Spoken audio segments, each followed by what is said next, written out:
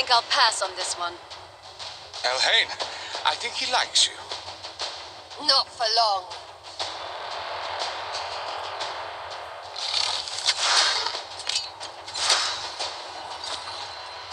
Well shot!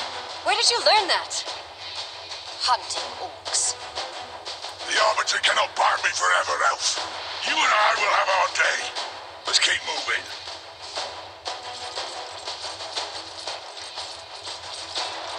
Four of them!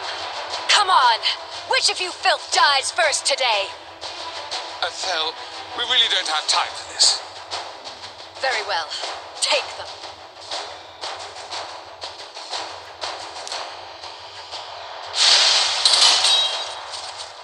By the light! I'm glad you're on our side. Yes, just one big happy family, mortal. Move along. The sooner we win, the sooner I'm free of you. Spread out. The artifact should be here somewhere.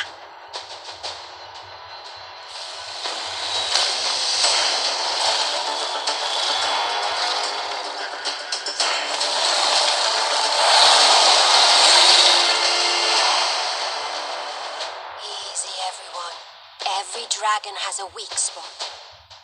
If I can hit it just right.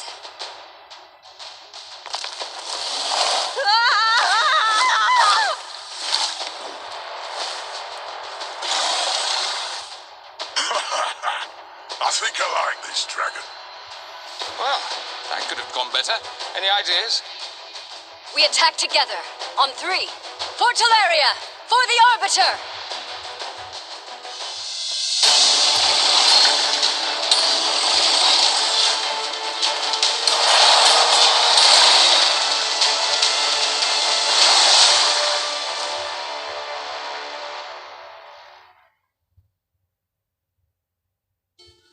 I thought these champions may have been the ones. Yet it seems I have failed. They were not ready. Teleria is dying, consumed by war and discord. Even now, dark forces in the service of Siroth spread a foul shadow from the east. As Guardian of Teleria, I have done what I can, but my power is almost spent. This task now falls to you. I have strength left to restore only one fallen champion to aid you. With their shard remade, they will be bound to your will.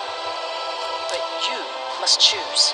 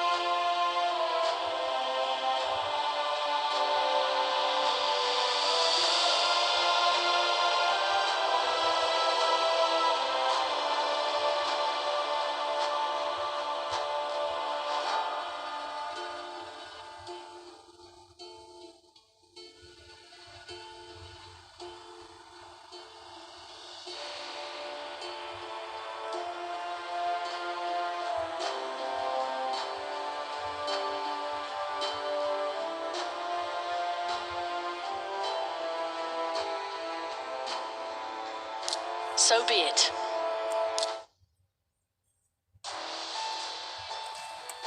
Awaken, warrior. This is your bastion. From here you will summon and train champions to fight the Dark One and his shadow. You have chosen your first champion, but one champion is not an army. Use a mystery shard to summon another champion at the portal. Mystery shards allow you to summon common, uncommon, and rare champions.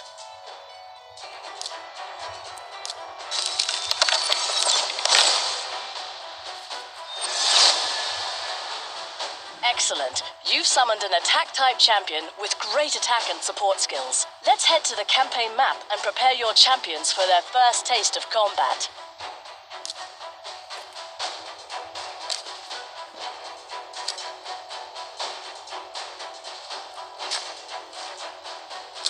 Behold, Kaerok Castle, seat of King Tabor. This is where your journey begins. I fear that the king and his bannerlords have fallen to the shadow. Once noble and just, he has brought war upon his allies and ruin on his people. You and your champions must fight through his bannerlords, find him, and see if he has turned to Siroth.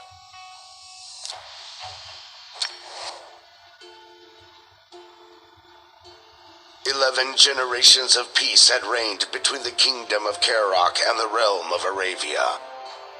A peace now shattered by King Taba's brutal campaign of expansion into the neutral lands between the two kingdoms.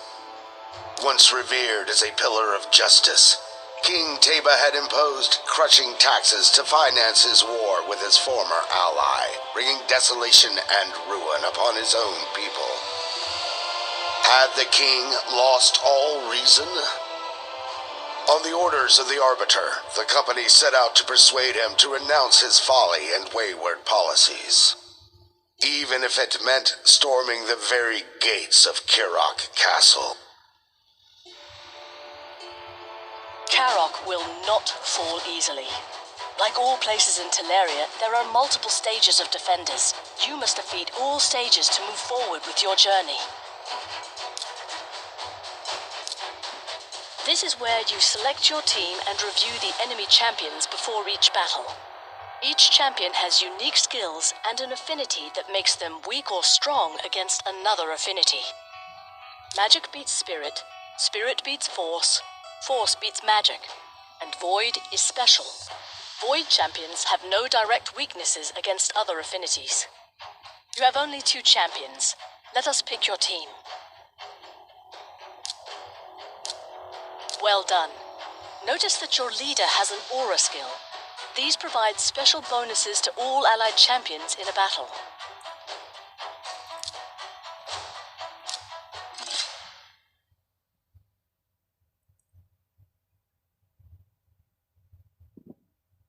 The arrows above each enemy's head show how your champion's affinity matches up against theirs. An affinity advantage means a more effective attack, more damage, and a higher chance to crit.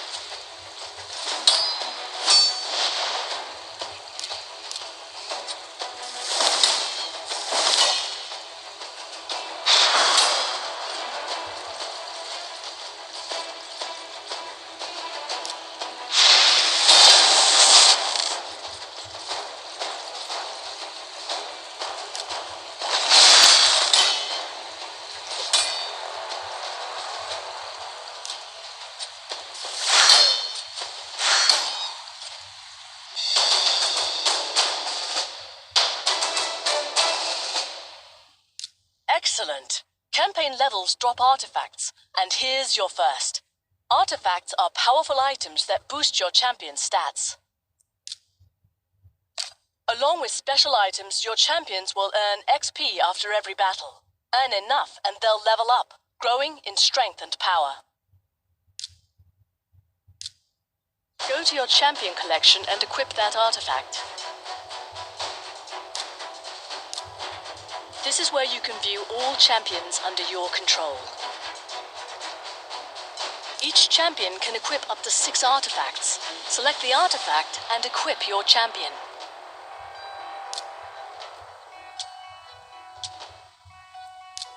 See that? Your artifact has already strengthened this champion. Better yet, artifacts can be equipped in sets to provide special bonuses and effects.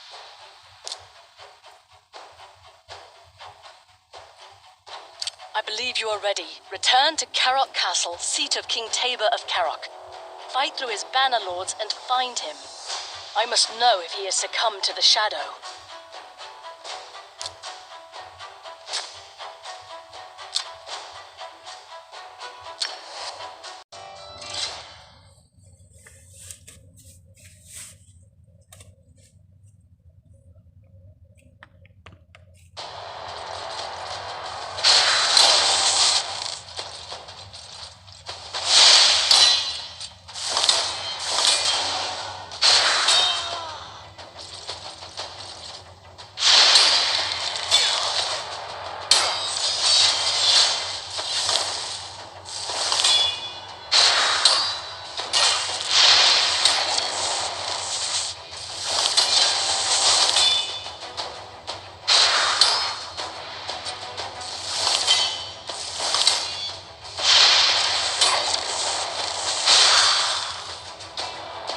Having overcome the castle guard, the company leader called to mind how the Banner Lords had cried out their allegiance to their king, but also to Seroth.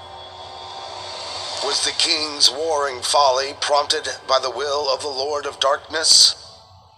Upon interrogation, a fallen knight confessed that the king had not been seen at the castle for many a month. His orders were being relayed by messenger from his encampment on the Eastern Front. This meant only one thing. The company would have to pass through the war-torn city of Arnoc.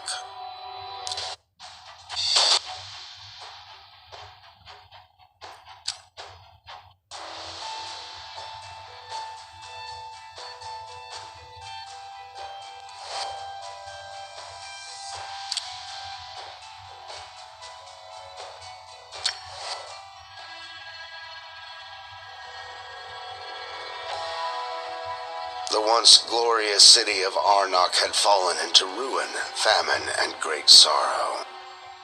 Peopled by desperate refugees, it had become an unclean place made darker by unknown horrors spawned in the encroaching shadow. To go through it safely would take days, to go round it much longer, so the company agreed to pass beneath it. They would venture into the foul city sewers, albeit risking the known danger of intruding on the territory of the lizard men.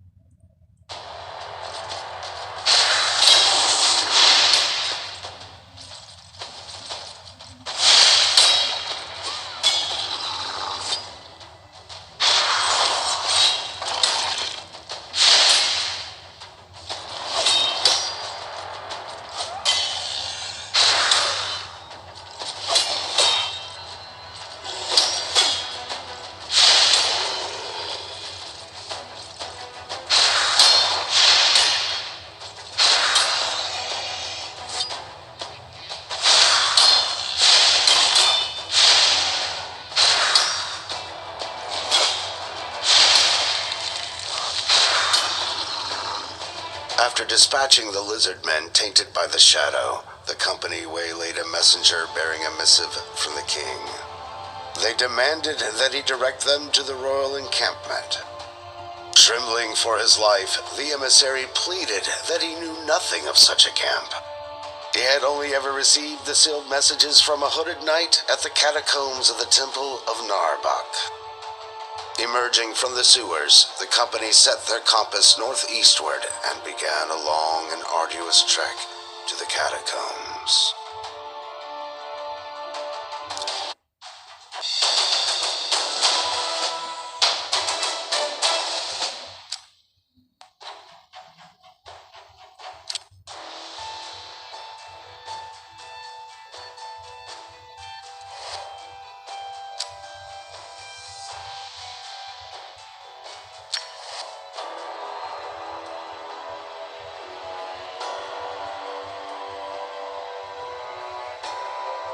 At last, they arrived at Narbuk, where the temple was now consecrated to the cult of Seroth.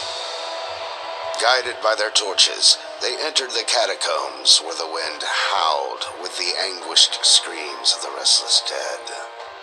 As they sank deeper into the vaulted galleries, a voice on the wind became ever more distinct, now echoing words of protest, now prayers to Lumaya, the goddess of light.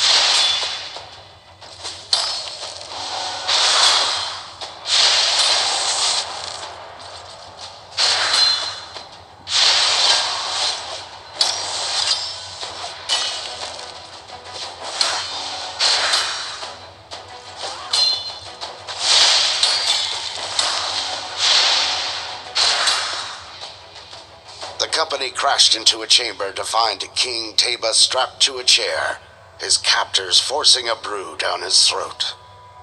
They made short work of the aggressors, then cut the king from his binds. "I have been bewitched," he began in rasping breaths, "forced to declare war on Aravia." Then, handing them his royal signet, he said, "Ask Queen Eva forgiveness for my forced betrayal. Thank her for giving refuge to my people, and request her help to find the cause of this shadow."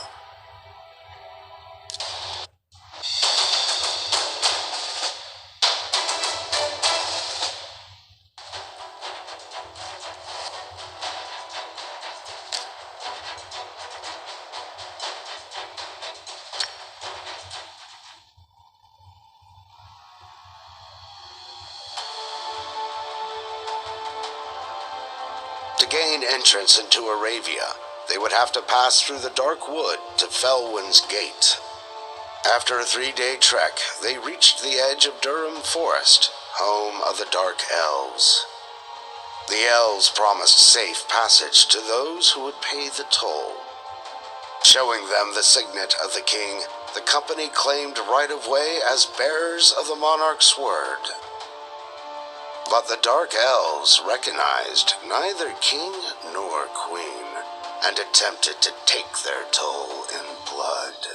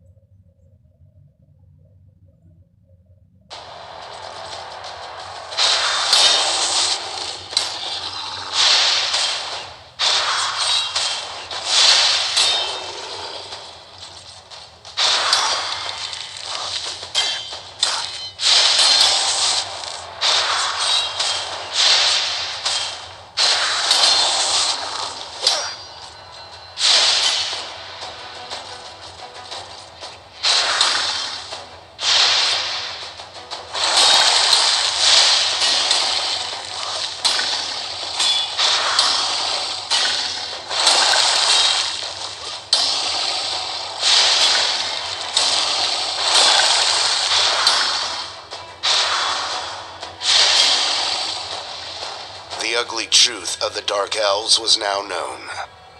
Preying on the desperation of the refugees, they had offered 2 paths. The rich man's path, offering safe passage to Felwin's Gate, and the poor man's path, leading to the belly of the dragon. The company blazed ahead to meet the Elven Queen of Aravia, an ancestral ally of Kaerok. Known for her exceptional beauty, she was also a famed mistress of the old magic. So our heroes joined the torrent of hopeful exiles traveling eastward to the promise of sanctuary among the High Elves.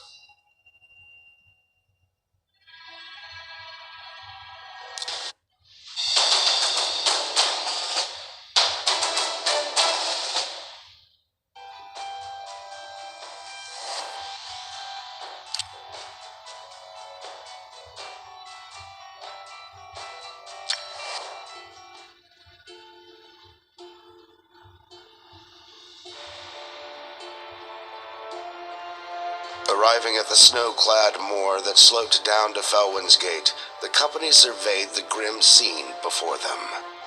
A multitude of half-starved refugees. Human folk, lizard men, elven, the many peoples of Tilshire, all camped in the frozen mud outside the battlements of the Great Gate, now barred. Ogren and Skinwalker guards were denying them entry, telling them to clear off back to their homelands. The company agreed to force their way through and unbar the passage.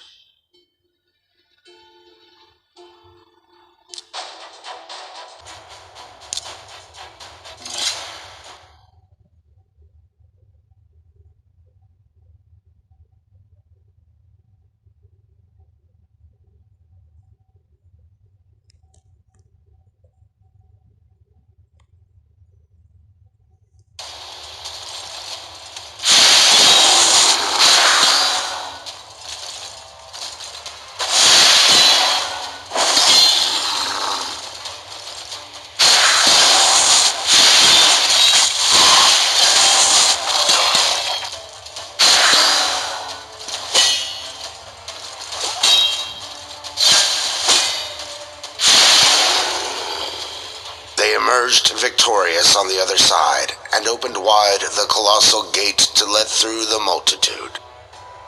Amid great acclaim, the company followed the road northward to the Palace of Aravia. But before leaving the gate, a wounded skinwalker seized hold of one of them and growled, "See what you do. Not good. We bar gate for reason. None can help them now."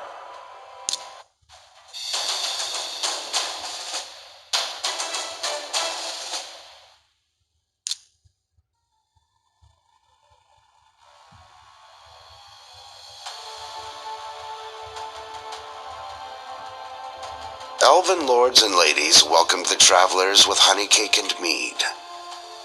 They told them they would be led to their new home on the other side of Tilshire. Wasting no time, the company hailed the Elven Guard to demand audience with the Queen. They offered to give her news of her friend and ally, King Teba.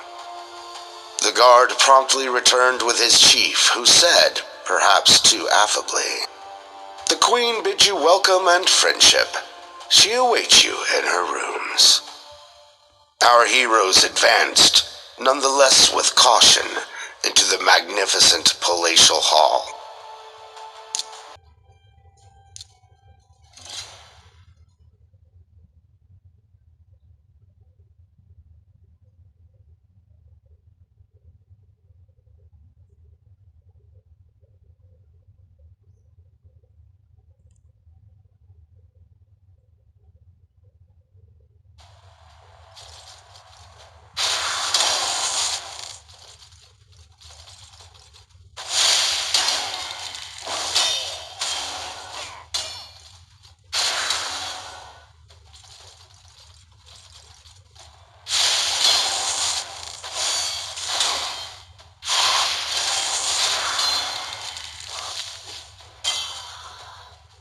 They reeled in horror at what they found. Having exchanged the grace of the Eldar for the dark power of the Shadow, the Queen had mutated into a malicious sorceress. It was she who had betrayed the king, had fomented the war between Kaerok and Aravia. But to what end? What bargain had she struck? The company now realized that the Skinwalkers had barred Felwin's gate for good reason. Donning their cloaks, the heroes fled the palace. They then joined the refugees traveling under the escort of the Sacred Order to uncover what dire fate Queen Eva had laid down for them.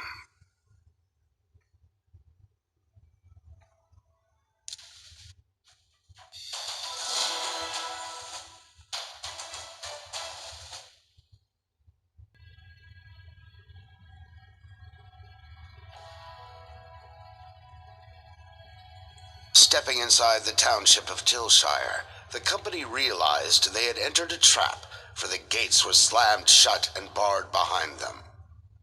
The people, visibly entranced, were herded by orcish guards to an inner court where Bad El-Khazar, the dark necromancer, was lording his power with the scepter of Surath. Sensing the presence of stronger spirits, the necromancer suddenly roared out, "Guards, arrest them!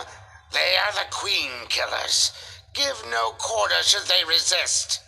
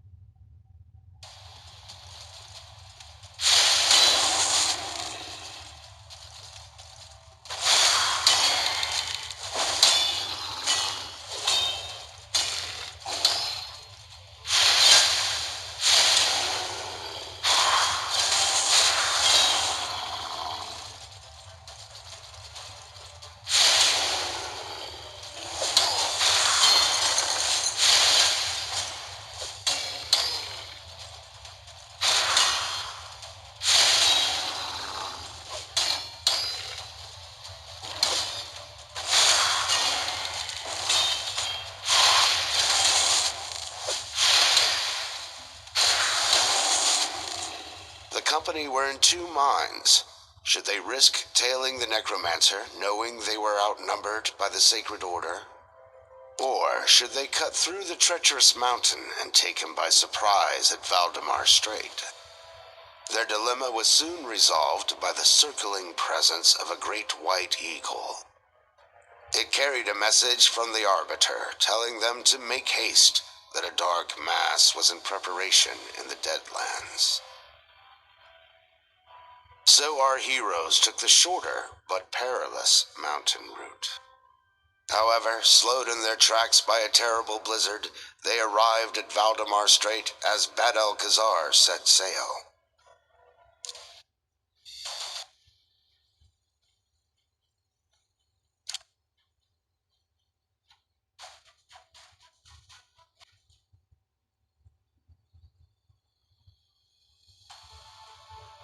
Our heroes commandeered a fast ship and gave chase, sailing 3 sheets to the wind. They were soon coursing in the wake of the enemy vessel. And as the sun touched the horizon, they came broadside and boarded for a final confrontation with Bad-el-Khazar.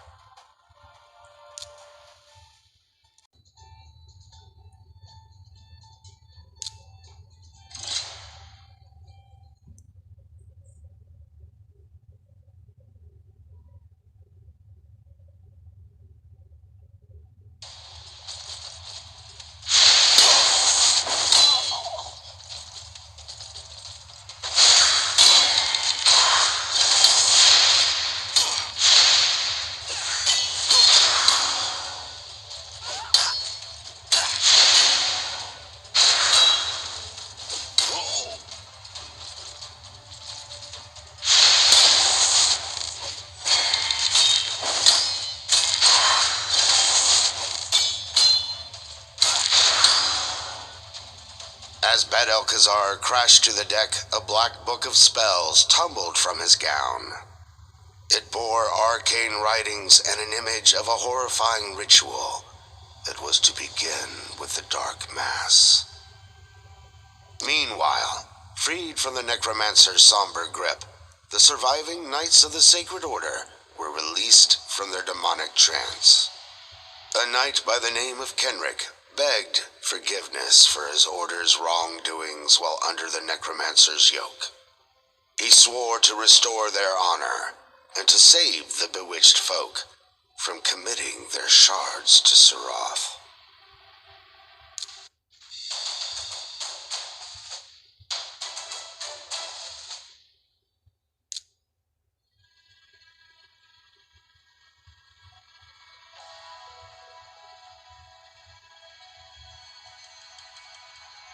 The hot, barren Deadlands were littered with ruins that bore witness to an erstwhile time when this land was fertile, before the Brimstone dragon came and scorched the earth. After 3 days of fighting rabid beasts and barbarian patrols, the company at last came to the ancient temple of Lumaya, now the destination of a dark ritual. Folk of every race were being driven in droves by barbarians through the great temple gates to the sound of a deep, throbbing drone.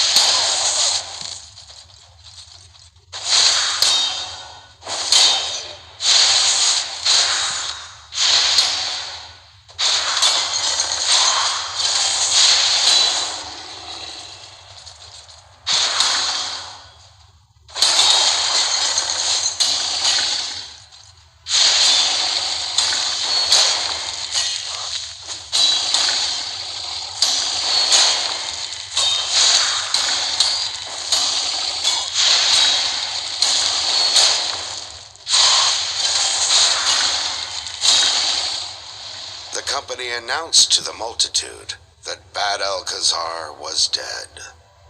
But to their horror, as the incantation to Seroth resumed, they realized the souls of the congregation were still corrupted.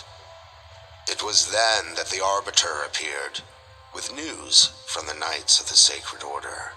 They were assembling at Godfrey's Crossing in a final bid to destroy the demon priests of the Hallowed Halls. "Go forth and make haste, brave champions," she intoned. "I will stay and purify these souls."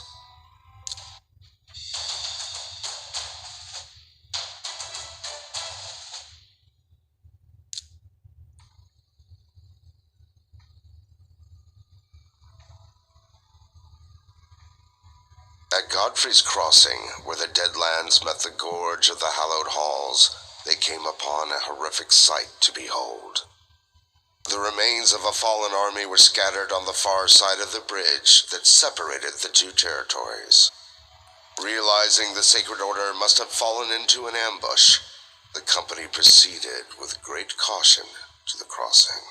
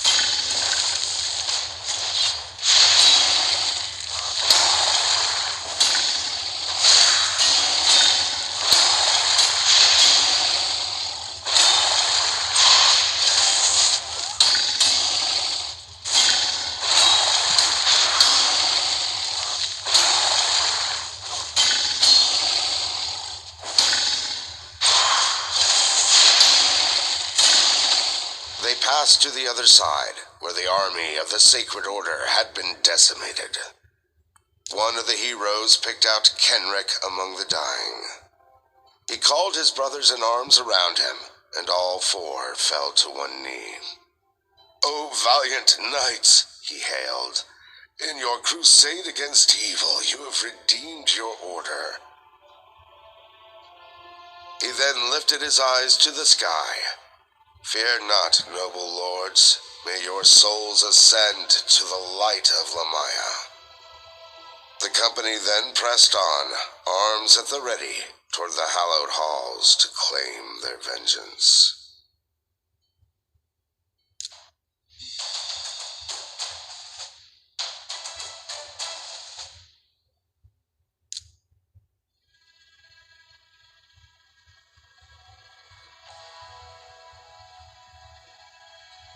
Upon arriving at the Hallowed Halls, to the great surprise of our valiant heroes, the chief of the Knights Revenant held out a hand in friendship. "Great warriors," he bellowed from the hall steps, "let us join hands in blood.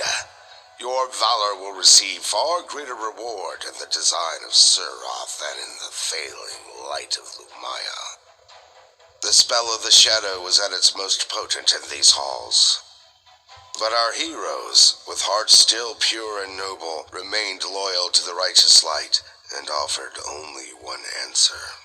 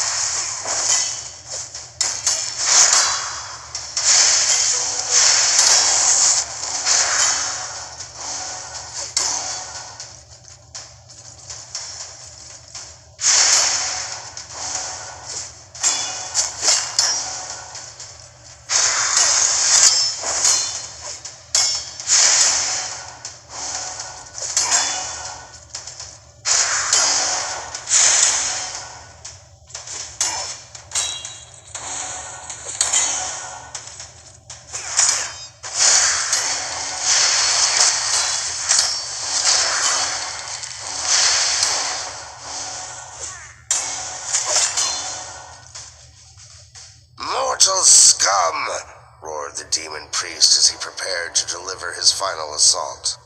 Dead heroes cannot change the fate of this world. But in a tremendous blaze of might and fury, the company swiftly dealt a crushing blow. As the demon priest lay mortally wounded by the fires of hell, in a strange demonic voice he howled, "Fools! You do not see what I see!" Then, in one last fiendish effort, he thrust out a hand and conjured a vision in flames of hellfire. It was a vision of their death.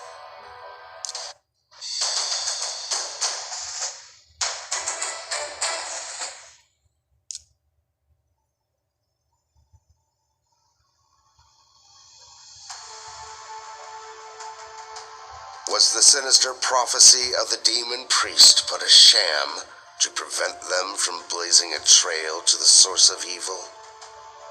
Whatever the outcome, our four heroes had no choice but to approach the Brimstone path that led to the very source of the shadow.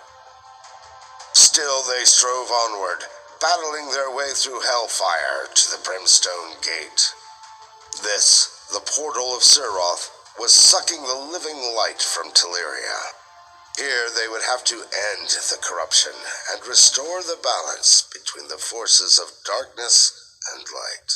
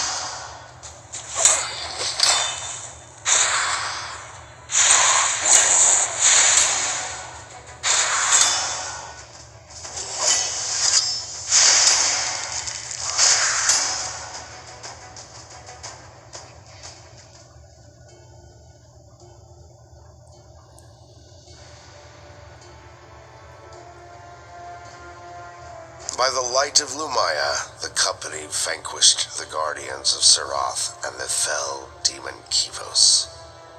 But alas, it soon became clear that the priest's prophecy would be fulfilled. For only the combined force of their shards could unleash enough power to seal the dark portal. Our heroes bravely stepped forward and, together, offered the ultimate sacrifice to cast out the shadow from the world. But wait, O champion.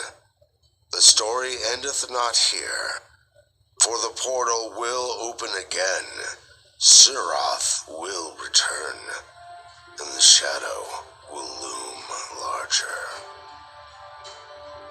Until that day comes, return to Tilshire. Hone your skills and seek out new champions. You will need them all soon enough.